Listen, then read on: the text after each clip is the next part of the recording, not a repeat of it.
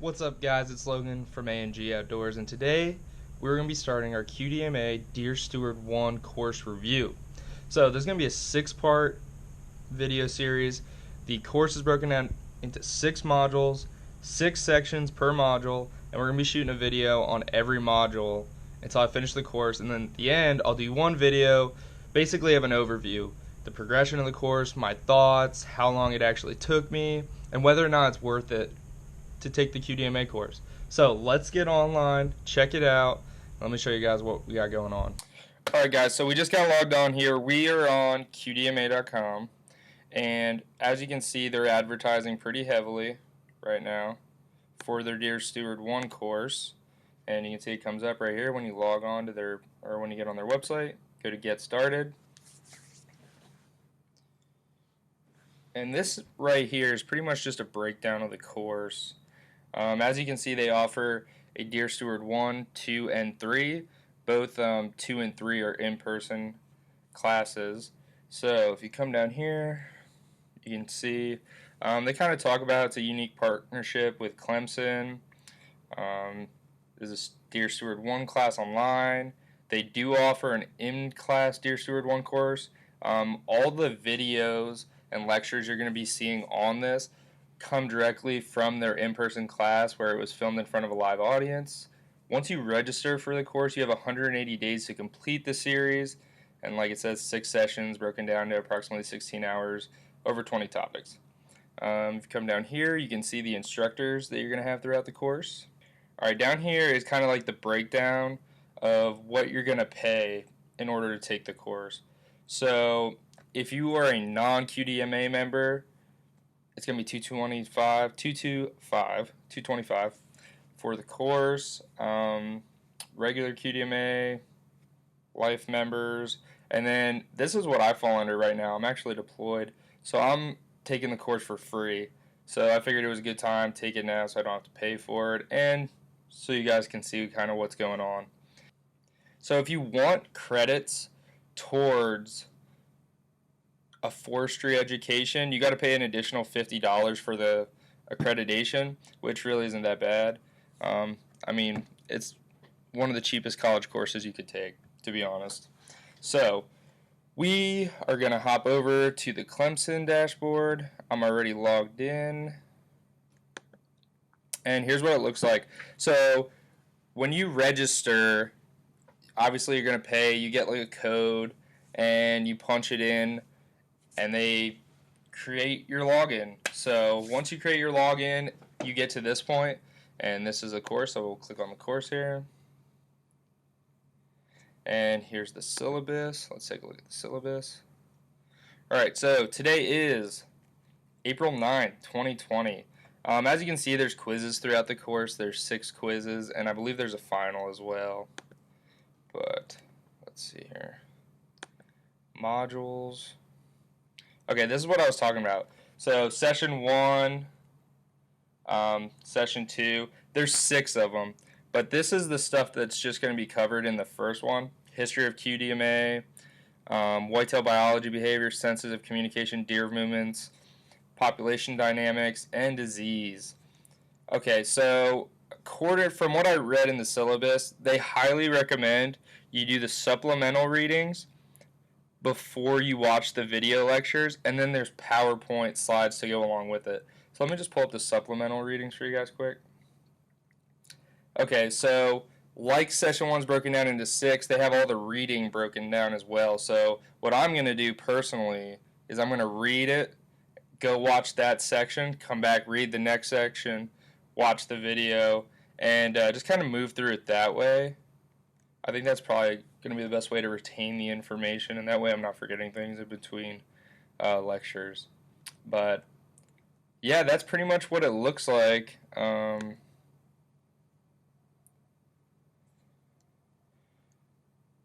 there you go. So I guess there are only 6 quizzes. I'm guessing that session 6 quiz is your final exam that you have to pass before you can graduate. But the other thing I want to point out is these quizzes are, you can't really fail them. You need a 70% or better to pass them or to move on in the course. but you can take the quizzes as many times as you want. So there's no real reason you should fail this because this is also an open exam or like an open notes exam. But that's an overview. We're about to start right now. About to go to the modules.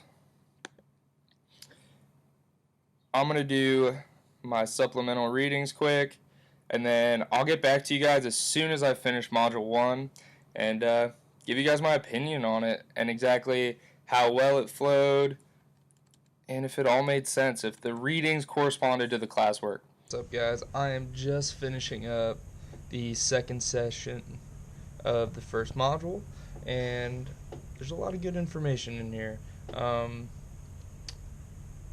They're going in pretty good depth. I'm pretty excited about it, honestly. I'm taking a lot more notes than I thought I would, and yeah, so far it's a good course.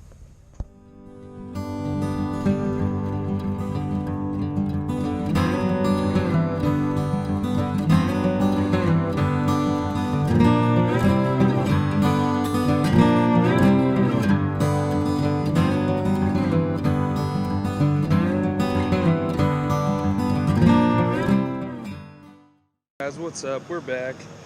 Day 2, April 10th. Finished the first 3 sections of Module 1 yesterday, so I got 3 more to knock out today. It's probably going to take me 3 or 4 hours, but we're going to go in there, knock this out, and then I'll give you guys the breakdown. See you in a little.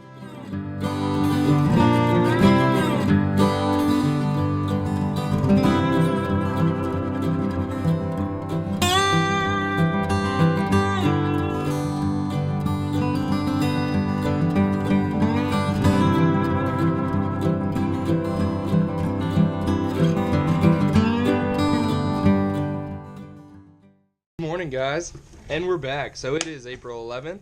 I finished section 6 late last night. It was like 8 or 8:30, and yeah, so done with all the sections in Module 1. About to take the quiz, so I'm gonna hit that up, take the quiz, and then we're gonna break down each section, and I'll just tell you guys how long it took me to do each section, the video lengths, how the readings related to the actual lectures, and everything like that. But give me like 10 minutes to take this test, and then I'll get back with you guys. What's up, guys? So I just finished the quiz. I got an 88 on it, so what was that, 22 out of 25, correct? Took me about 24 minutes to do. So we just knocked that out. So that is it for Module 1. We're done with all 6 sections. Took the quiz, done with that. So now we're going to actually break down the entire module. I'll go section by section, just tell you my thoughts of it and how long it actually took me. So, the first section was History of QDM and QDMA. That one had a 21-minute video, and it took me about 45 minutes, I would say, if you include the readings and then taking notes and then actually sitting through the lecture. So, the reading for this one, pretty spot on. I would say you don't really need to read the FAQs. So there's 2 sections to the reading. There's like History of QDM and QDMA, which is on the QDMA website. That was the first part of the reading. The second part was like frequently asked questions. I would say don't even bother reading the frequently asked questions because it had nothing to do with the video lecture or the actual history of QDM or QDMA. That's pretty much all I got for the first section. That was pretty quick, 21-minute video. It took me like 40 minutes to do the whole thing. Section number 2 was whitetail biology and behavior. This had a 41-minute video. Not too bad. It took me about an hour and like, I think 10 minutes to do the whole thing. My notes for this one is the reading dealt specifically with scrapes and rubs, and the lecture touched on like scrapes and rubs for literally 2 minutes in an entire 40-minute video. So it didn't really have, the reading wasn't spot on with what the lecture was really about, and I noticed that as I started going through it. But there's a lot of good information in this section that I wasn't familiar with before. Pretty much it talked a little bit more about diets. So like you hear about diets and how like whitetail's stomach like changes as the seasons change, which really I don't think many people take into consideration.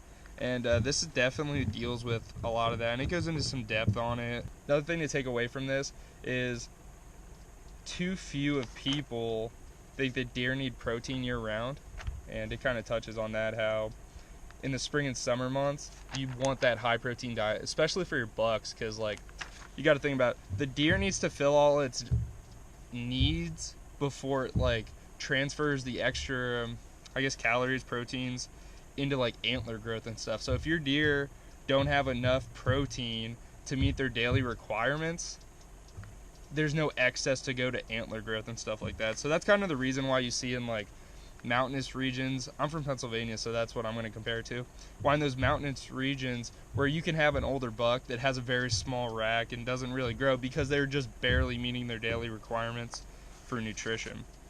Alright, let's see, section 3 was on senses and communication. Now this had an hour and 15 minute video, and honestly this was the most boring lecture I sat through. Not to take away, there was a lot of good information.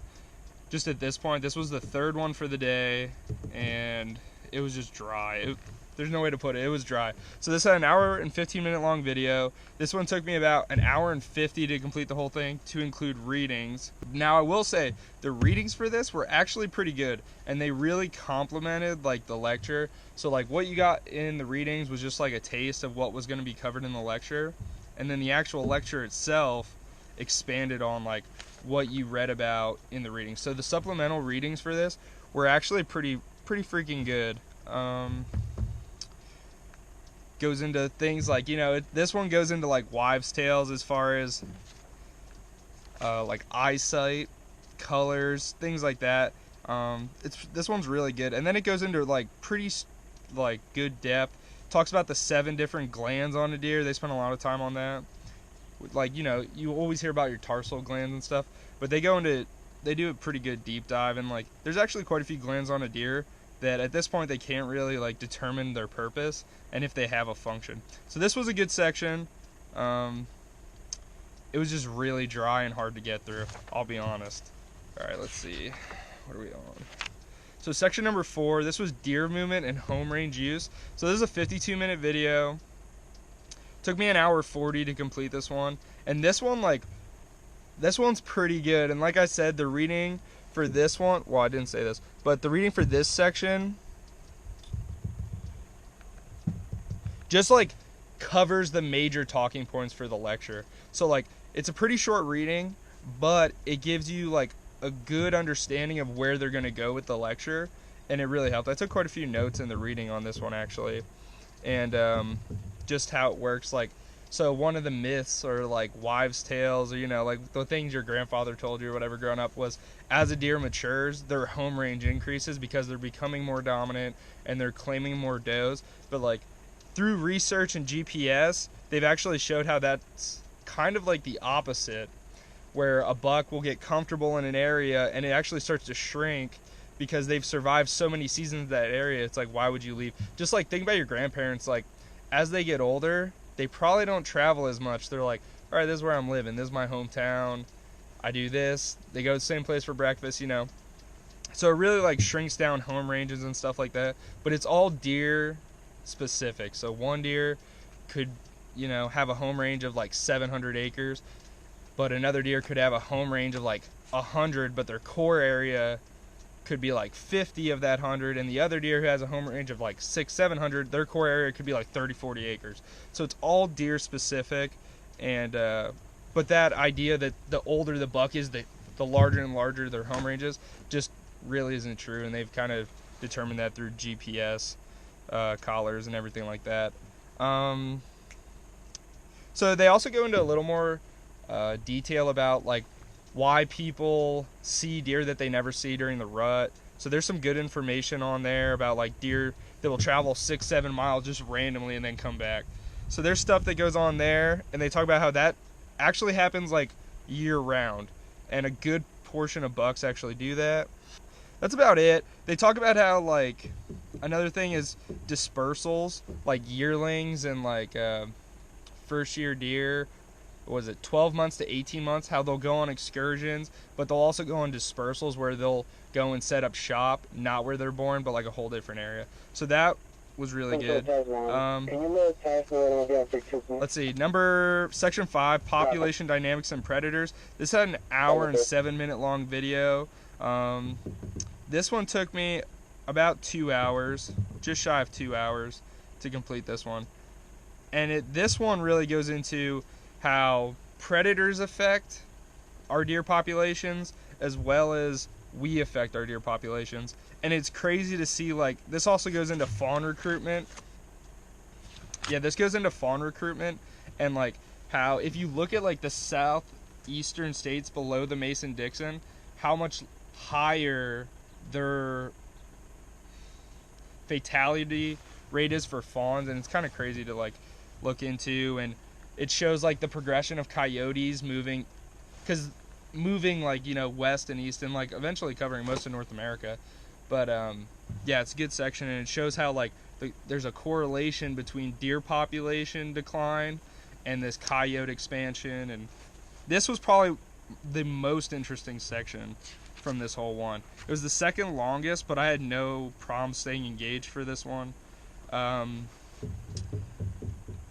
thing about the readings on this one is they didn't really go into that much depth on coyotes and like their impact, but the lecture was super good. I'd still read the readings. There was a lot of good stuff in there about, like, how also to deal with deer decline, how our CRP has been getting cut. So that's where we pay farmers, like the government pays farmers to not farm tillable land, and there was a huge cut. I think it was 2007. Between 2007 and 14, there was this is just looking in North Dakota. That's where I'm stationed currently, so obviously I took the notes. But between 2007 and 2014, North Dakota lost 1.5 million acres of CRP. And in North Dakota, we really don't have that much, like, cover. Almost everything is farmed. You got, like, shelter belts, which is like a hedgerow separating fields, but there's really not much beyond that. So they really went into that and how shelter and, like, just habitat is being declined for our white-tailed deer in the Midwest. And there's other things in there too, but that was the one thing I took away that I really held on to. But the reading talks a little more about habitat and things like that, and then the lecture really goes into, like, predators and everything on that part. Now the last part was section 6 was disease and their implications to hunters. So this had a 42-minute video. It took me an hour and a half to complete this one, but honestly the reading for this was almost too good for the lecture. So the reading covered exactly what they covered in the lecture, just the lecture went a little bit more in depth on CWD. But if you actually did the reading and took notes, you could pretty much, like, not really pay attention during the lecture because they were just, like, regurgitating all the information you had just read. But the CWD is where they spend most of their time in the lecture, and for good reasons too. There's no cure for CWD. Deer are not overcoming CWD, and honestly, if you don't come from a state that has CWD, or it's not, like, very, I don't know, abundant or something, whatever you want to say, you don't really pay attention to it. But once you listen to the lecture, you're like, oh, okay, like, that's an actual issue that we are going to deal with, and that is going to change the whitetails and, like, deer in general, because it affects, let's see, whitetails, blacktails, antelope, bighorn sheep, elk. So it's just, like, vast. I think moose, reindeer too. CWD, like, affects everything, and it's right along the lines of mad cow disease. So that was a super interesting one. Even though it was the last one for the day, it really got my attention. And honestly, too many people, like, mistake EHD and CWD. Even myself, I'm guilty of this. So it was really cool to, like, get the breakdown and everything like that. But the reading was spot on, and it was perfect. Okay, so now I'm just going to touch on, like, my actual numbers. So the total video lecture time for the first module is 4 hours and 58 minutes approximately. I didn't add up all the seconds. I just took the solid minutes. But so about 5 hours worth of video time. Total time it took me to complete the whole first module was, like, 9 hours, like 9 hours and 2 minutes and a little bit of change. But overall, it was a pretty good section. Based off the video time on this first module, with there being 6 modules, you would guess that there'd be about 30 hours worth of video lecture if you use that and then factored it out. But apparently there's only 16. So either the other modules are way shorter with less video time or something. So we'll see how it goes, but honestly so far really enjoying it. It took me 2 days. I started, what's today, the 11th? I started on the 9th, did 3 sections. Yesterday I did 3 sections on the 10th, and this morning I came into work and knocked out the quiz, and we're done with that. And that 88%, if you want 100, you can retake the test as many times as you want. I took it once, I was like, this is my honest score. That's what it is. Other takeaways, I originally thought I could probably just do the PowerPoints and not watch the lectures and you get away with it, but after taking the test, like, you definitely want to watch the lectures because there's information on the quiz that's not in the PowerPoints and that literally comes straight from the speaker's mouth. So it's almost like the quiz was written based off the lectures, not based off the PowerPoints. So there's that. And then you'll also see as you're going through, whoever filmed it or edited it, let me put it this way, whoever edited the video lectures didn't do the greatest job. I can't remember, I think it was section 4 or 5. He was talking about deer decline, and he was trying to like show graphs and deer movements. No, this was the last section. He was trying to show deer movements, like captive deer or like, you know, own deer and all the movements and stuff, and the graphs didn't line up the video. So he'd show a graph and there'd be a graph in the background, but for whatever reason there'd be a whitetail over the graph, like you could only see part of the graph. So that was kind of frustrating. So you had to have the slides up in order to see them, and even on some of the slides they were like that. But then also he was talking about deer movement, like shipments of deer across the country, and that graph was never in the video lecture, so you had to have it up in order to see it. But hey, this is my review of the first module. So far I'm enjoying it. We're going to try to get this video out to you guys, and I hope this helps, because when I looked on YouTube there was no video reviews or even breakdowns of the course. Everything I found was on like whitetail, was actually on the QDMA site, I'm pretty sure, of the course and like how it flowed. But I hope this helped you guys. I know this is going to be a long video, but I mean, if you got nothing to do and you're stuck in your house, there's no reason not to take the course as of now, in my opinion. But hey guys, thanks for watching. This is Logan with A&G Outdoors. Have a great day, and we'll be getting the next one out to you guys soon. Ciao.